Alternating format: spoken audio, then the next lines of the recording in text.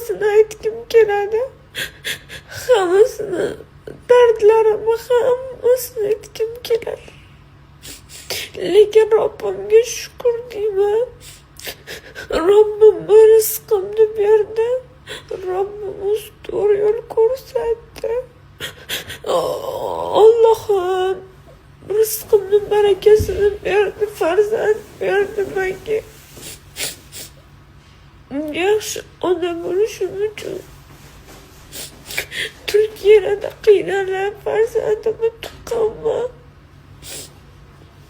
Hech kim yonimda bo'lmagan.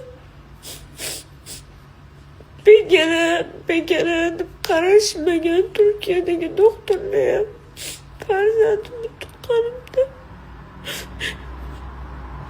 2-3 kundan beri ko'z yosh kelmayotdi.